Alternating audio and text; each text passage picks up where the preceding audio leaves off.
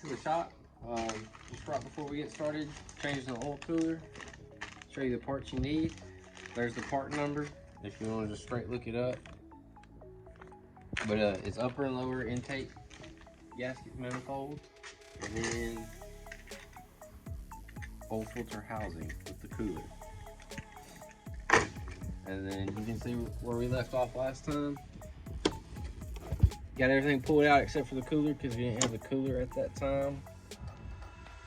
And then so we're about to go ahead and start. You want to grab your little paper towel, wad her up, or not wad it up, but kind of circle it up. And then this coolant line that runs right through here.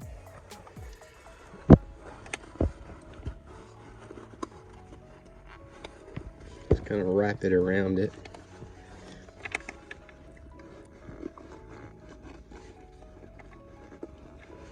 Kind of like that right there. This just kind of keeps you from poking a hole in it. Then you get your trusty vice grips. It doesn't have to be the expensive Milwaukee's, but I recommend.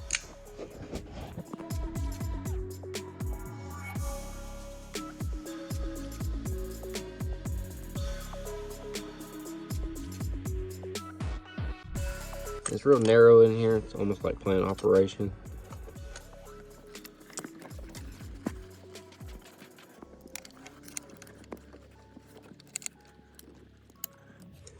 It needs to be fairly tight because all you're really doing is cutting off the restriction from the coolant to flow. But it doesn't have to be super duper tight.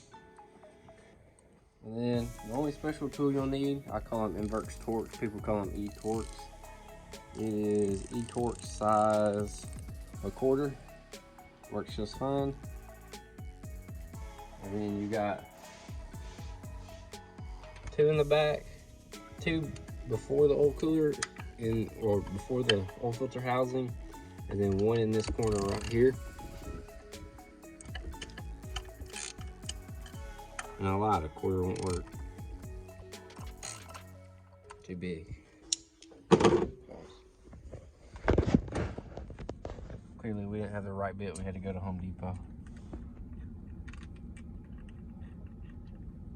There she is, that's what we needed. Back to the project. Welcome back from the Home Depot trip. We didn't film a lot of it, but we had to get an E-torque that we didn't have. I thought I had. You need these. Pulaski, Tennessee. First one we hooked this up. And then I think it's an E-torque E8. Yeah. E8 if you just want to buy the single one. But back to what we were doing. Take your vice grips, I unplugged it so it wouldn't put a hole in it or anything like that if we were going. Clamp that off. And then you take the right size E-torque. That's the thing that we had. And grab another extension. You let this off of there. You just want to pick it straight up and hold it for just a second, because you want to make sure you get that coolant line unplugged, or you will drain your whole coolant system if you don't have that plugged.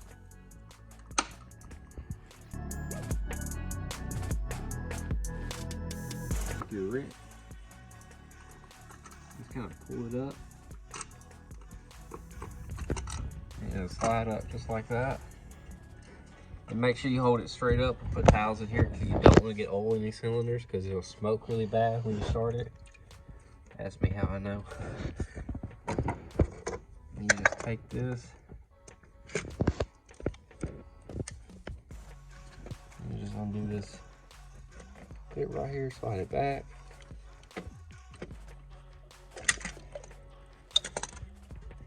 There you go. It is out.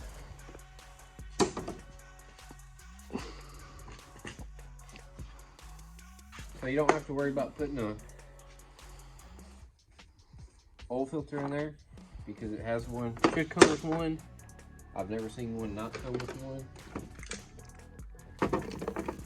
And then just get you a water bottle and an AutoZone, I think $10 or something like that. You clean this valley out. They make better tools for this. Don't do it like that. Get your mouth.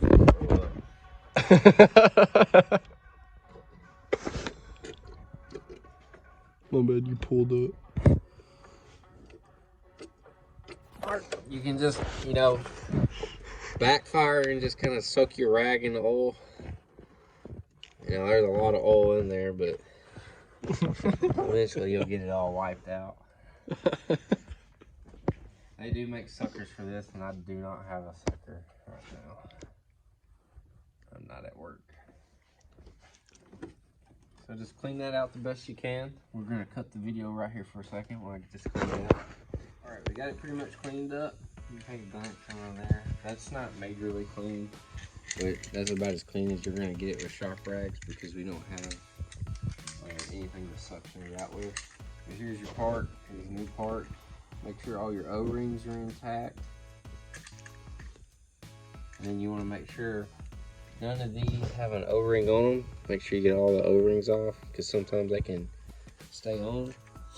And then so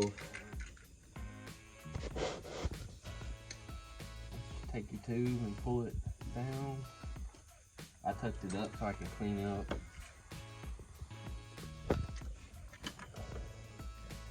There's a little port in the back. Slide it in. And this big fitting right here, that's why it's better to grab it and slide it up all at one piece, because this fitting right here gets in the way if you don't do it like that. I recommend getting OEM because OEM is going to have this right here shaved down, and it's going to be, this right here is going to be a tilt up at the angle. But the other one, this one sets straight out, and this right here has a bevel all the way around it on the other one that we got off carparts.com or something like that. And it just made it a pain to get on. We had to hold the clamp here and then put the hose in and then let the clamp go because we couldn't put it past how it was sitting. And look right here on this one, how much closer it sets, and we couldn't get it past. We had to hold the clamp here and insert the hose into both. Just wanted to show you that. Just kind of 411 you. It is easier to go to the Mopar dealership and get one that's made for it. And then once you get that back on, you can look down in there. Kind of hard to see, but you just want to line this up with that hole right there and just give her a push down.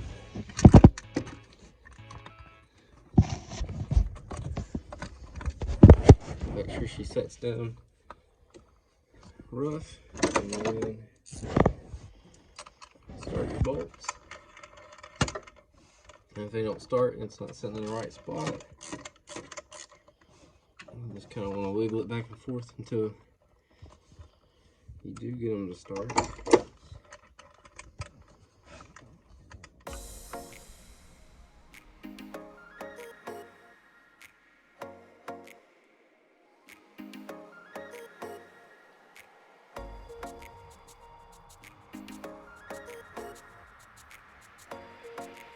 Once you get all them started, run them all down flush.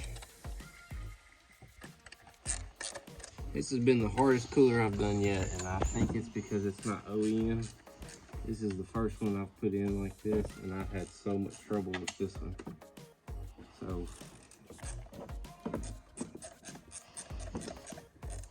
So cheaper is not always better. I will throw that out there. You can do cheaper, but it makes it a little harder. Not even gonna lie. This one has been a pain in the butt. And there's some things that we fall off camera that we haven't shown. And it has made it an absolute pain. So you just want to kind of snug these up. That's why you want to use a 1/4" ratchet. Just one-handed, get them tight. No Hercules grip on it. Just kind of get them really tight.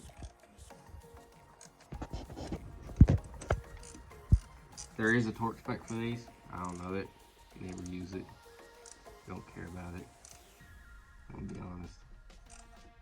Alright, get that tightened now. One last run through. Make sure they're all tight. I'm gonna call that good. Then you want to plug up your oil sensor first. It's the harder to get to.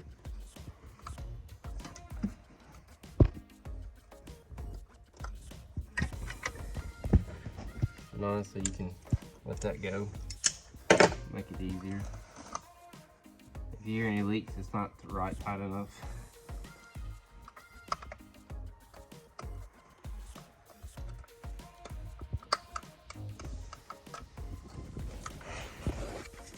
Get your oil sensor, and then your coolant sensor all snapped into play.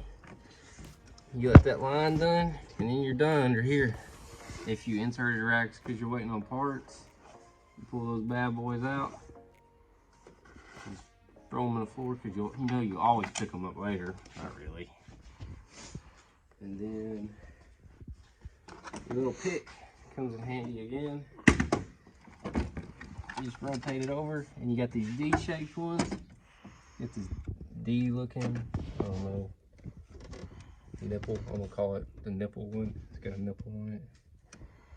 You don't have to replace these. These are flush with it, and if they're flush with it, you gotta replace them because they will not seal if you don't.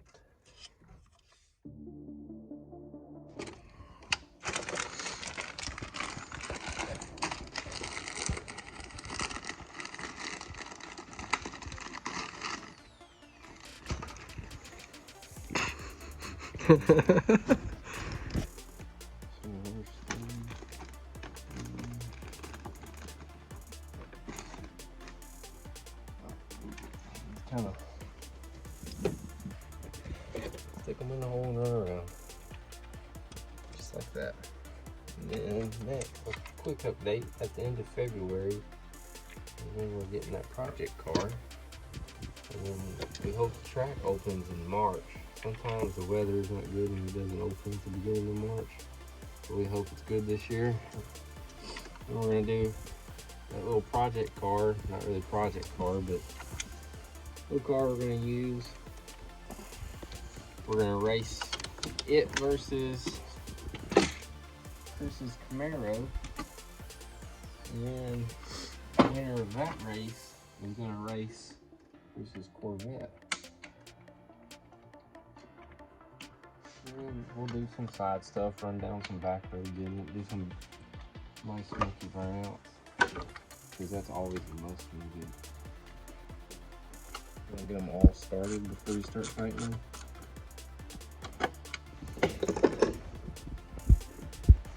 Same way, you want to work inside the out on these. Tighten them down, kind of like an order. Just makes it go down smoother. Guaranteed of no leaks this way. You don't have to tear it back apart, which is always nice. The electric tools make this a charm. Really sorry about this being a quiet video. Putting it back together is more of a focus. It's easier to take it apart than it is to put it together. Just so I'll take the time to make sure it's done right. And then we also been told that we don't talk very loud, so we gotta work on talking louder. Me and Ethan, Chris has a voice that carries.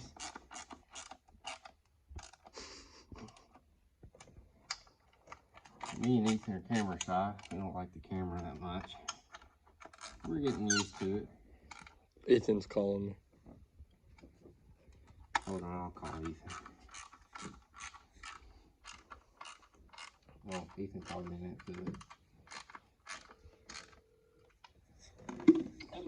Hey. Huh? Making YouTube videos. Working on this Chrysler 300. You're on YouTube now. I am now? Yeah. We're recording you. Hey guys. Talk to them. Let them know you're here. Hopefully you'll be here by the time before I get this done. Are you on your way? If y'all come and help me with the house after. Tonight? Yeah. What's Yeah, come on. Yeah? Yeah. Alright, I'll be there in like 15, 20 minutes. Alright. Put a rush on it. Alright. Oh, my girlfriend's gonna be so mad at me. You know, it's Valentine's Day weekend. I'm not talking to you, I'm talking to the YouTube. See you when you get here. Alright. Alright. Oh God, Will. He'll be the reason for my divorce. Even though it's not technically a divorce, I'm not married. He will be the reason she disowned you as a boyfriend. She loves me too much for that. She knows I mean well at heart. Oh, there she is right there. She's cute. She got a dump truck. I don't know what's appropriate for YouTube and what's not. Way out of my league, cover from what it really means. True, Nobody true. knows what it means. Same thing. Push down and around. I bet I have this done before Ethan gets here. Or at least the intake back. Well, I can't help it. Like I said, these OEM are this one is way different than that OEM than any of the OEM ones I've done. This one has been an absolute pain. Yeah, and then you plug your injectors up and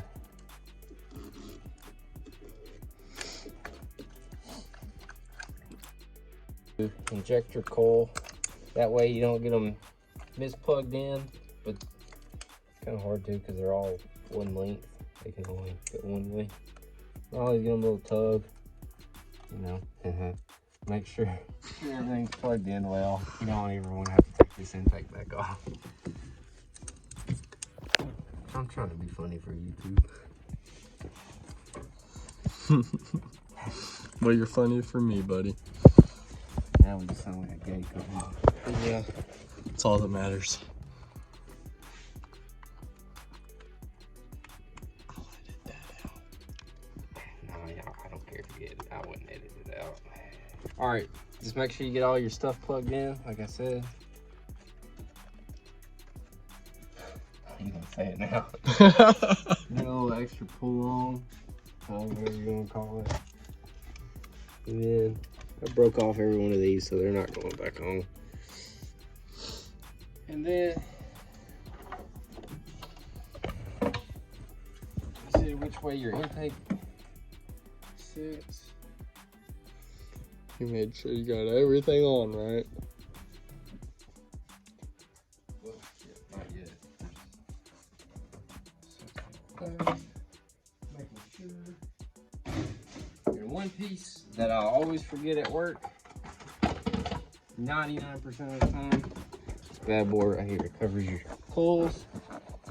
It does absolutely nothing. Actually, it's supposed to be a heat shield, but it does absolutely nothing. Everything else is plugged up. Chris is questioning my ethics. Hey, I said that just because of that. I was doing. I'll just make sure I had the intake setting right first. And then you got your brackets. First thing you want to do before you even go tightening bolts is get it in the brackets. Get your intake bolts all started. Like the clip tool, not having a clip tool. Oh man. I'm telling you, the luxury of having everything you need at work, it's nice. It comes in handy, that's for sure. Makes you appreciate it. You ain't kidding. Like, I don't do stuff like this on the side mainly, unless it's brakes or something that's not Mopar. But this is my dad's car, and he needed one done, so I did it. And I tell you, this has been a humbling experience doing it like this. I don't know. Corvette's been a pain in the butt too.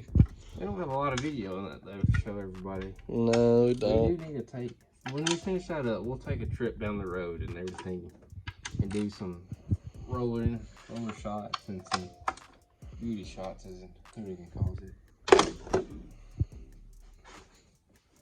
And then you just don't forget all your air lines. Well, let's tighten up these nuts first because it'll be a ton easier to get to. On either now. Yeah, why didn't we do this in the beginning? Look at that. Well, my hand didn't clip. You didn't think about it? No, we not smart enough.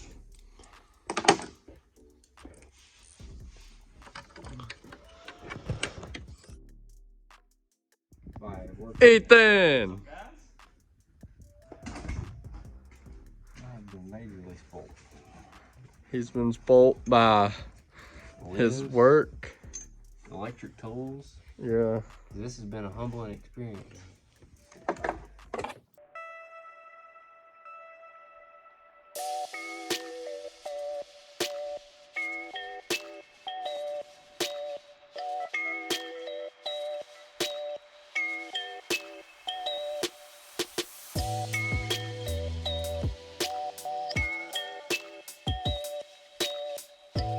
Finishing touches.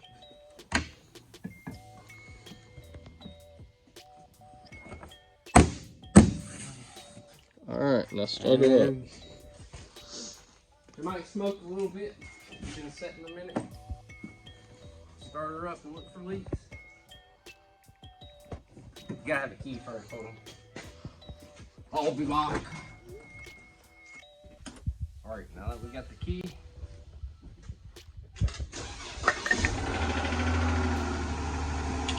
Ooh. When you start it, you just kind of peek down in there, make sure it's not puddling up. Just peek down in there, make sure it's not puddling up anywhere.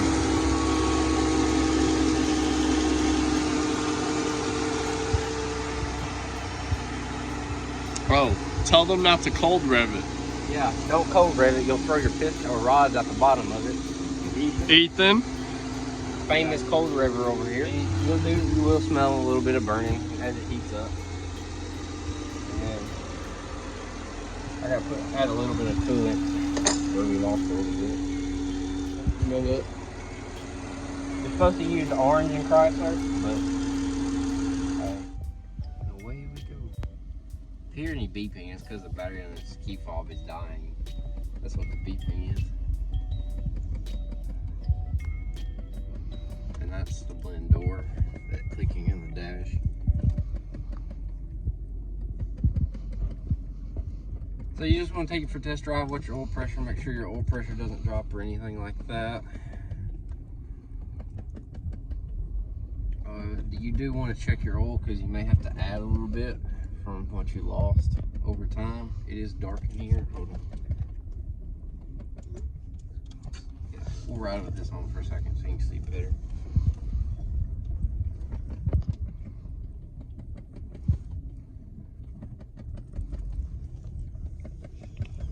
Just gonna go down the road real quick.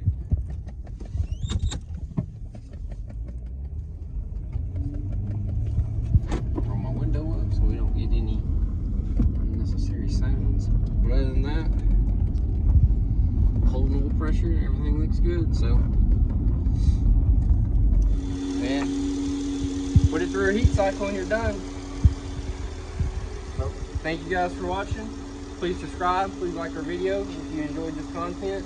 I know it was a little bit hassle. We had to run to Home Depot. You saw all that. Like I said, E-Torque 8. It'll be E8. But other than that, that's the only special tool you need. We'll get you some chalk rags. Other than that, like I said, thanks for watching. Have a great rest of your night.